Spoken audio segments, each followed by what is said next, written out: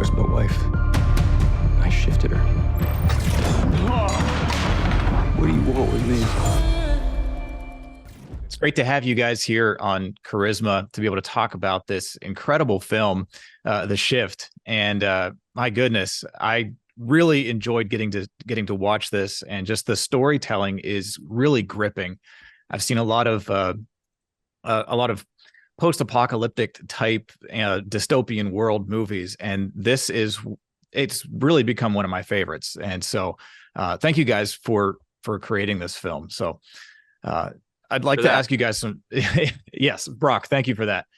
Neal, but you played a great role as the benefactor, and I've seen you in a lot of things over the years, and I definitely saw you kind of channeling Damien Dark again in that role, and you've also played the Antichrist. But I want to ask you about your faith and how your faith has made an impact in the roles that you've been playing, and especially in The Shift.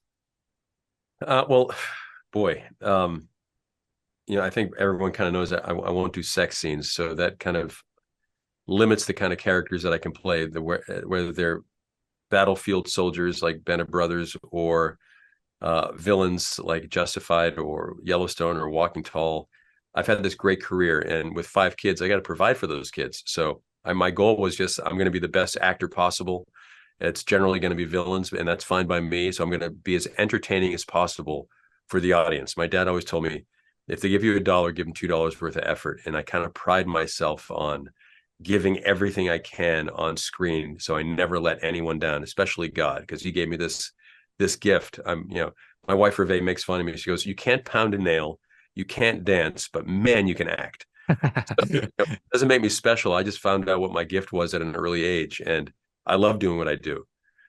So my characters, when I get to give glory to God through my work, that just makes me feel so great.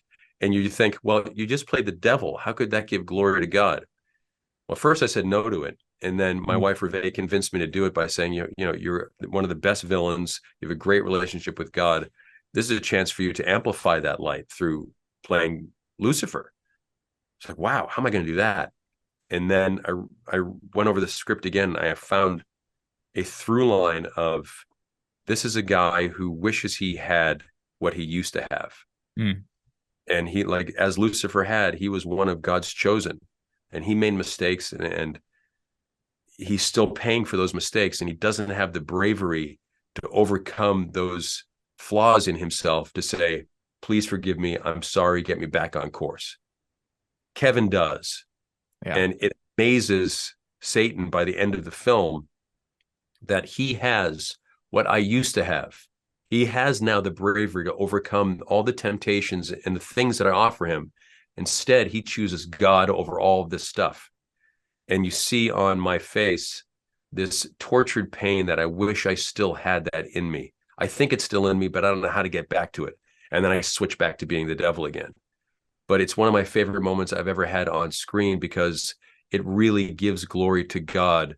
Although I'm playing a very dark character, it amplifies light, because that's what this film is about. It's about trying to find goodness in everything through all the horrible things that we have. People die in our lives. We have addictions. We have horrible things. I used to drink alcohol, and I've been sober now for eight years, and how proud I am of myself for overcoming that addiction, and to be able to share that with the world through words, through speeches, through characters that I play. I am one of the most blessed guys that I know, because I have an amazing wife, 5 kids, and I get to be asked in films, like The Shift, to give all my good stuff onto it, and I'm floored and humbled by what I have in my life, and I can't thank Brock enough for bringing me into this film and letting me do what I love to do. Yeah. Well, thank you for that. Brock, I want to ask you some questions about this story first and foremost, because I got to say, the ending was so satisfying, but it was not what I was expecting. It doesn't quite follow the same arc, and I'm not going to tell anybody what that is, because you have to see it yourself. It is really, really good and satisfying. You're going to walk out of the theaters just glad that you saw this film. But I know that this was originally a short film that you you have then adapted into a long film. Tell me about the inspiration behind this as you were writing this script and then creating this film. Yeah, so the short film was something that was created about 8 years ago, and it was something that, it was really wasn't something I thought would go to the world like it did, but it did, and it was what I considered to be a complete story. I saw it as kind of a lost Twilight Zone episode, and at the end, this guy walks out the door and he goes and lives his life, and that was the end of it for me. But I had people continually asking me, what happens next, what happens next? And as a storyteller, I started to realize, here's an interesting challenge. What if I take this story that I think is complete and I continue it? And essentially I've written myself into a corner where I feel like I've wrapped things up, but what if I try to write myself out of that? How can I continue this story and make it meaningful? And that's really where making this film be inspired by the book of Job came from, is that I realized at the end of the short film, I had this guy who had this incredible experience with God, where he realized that God is real, God cares about me, and God sees me. And that's kind of where we find Job at the beginning of his story. Yeah. And then Job is tested, and then he starts to wonder, where in the world did God go?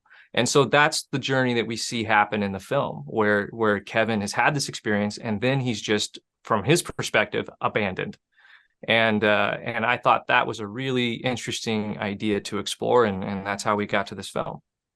I definitely got to tell you that this film kind of messed with my brain, just with all the different complexities of going from one different reality to another, and the kind of the back and forth of telling the story. It was really, really well done. But I did have some interesting dreams right after that. But good. Supposed to yeah. Just have a thought process after a good film, and like I said earlier, I sat there with my 5 kids and we watched the film together, and you don't get to do that very often anymore. And to have them talk about the film in so many different ways, it was such a treat for me as a dad, but as an artist to be able to be part of something like that is so important to me, and what a blessing that was. And we have a screening of it again tonight. And I told all the kids, you guys don't have to come to the show. It's just going to be me and Mom tonight. And no. We want to go. We want to see it again. When does that ever happen? Never. So I am so fortunate that Angel Studios invited me into their family with Brock, that we get to tell films that do actually amplify light, as dark as the situations might be. They allow us to tell stories and delve into the darkness of humanity and of the situations that we have and are right in front of us, and to be able to talk about it, and by the end find the hope in the face of despair. Gosh, I couldn't be happier. And I think that really sums up one of the key points in the film, is finding hope in the midst of despair. And like when Kevin is starting to actually go through and see where those glimmers of hope are, that is a powerful, powerful moment. And it just you just kind of realize that there's real power when we look at God as our hope in that. And for a second, can we talk about the amazing, fantastically talented, incredible Iago of the film in Sean Astin? Yes. His performance was so riveting. And I knew exactly what was going to go on when I saw the film. I knew exactly what his character was doing. And yet here I am, just kind of staring at Sean, think, oh, I really like this guy. Oh, I felt the same way. And then I'm not going to tell you what happens, but his performance, I think it's his best performance. And he's done some from Rudy. Oh, yeah. What a career Sean Astin's had. But to see him just dive into this character, all of himself thrown into it, it was just awesome to watch. And I'm so proud to be part of a film. And Sean and I have worked in films together before, but this is just something that I think, he's incredible. Well, and he brought so much humor to it. Like that wasn't on the page. And I love that. Like, just he found his way into this character that was just so unique. And that shot, one of my favorite shots of the film was he goes to this little food cart at nighttime. It's dark. It's horrible outside, and he's nibbling on food. And it's this long shot of him walking across the street. And then what happens? It's the longest shot in the film. And the reaction on his face as to what happens next is worth the price of admission. It's he's so good.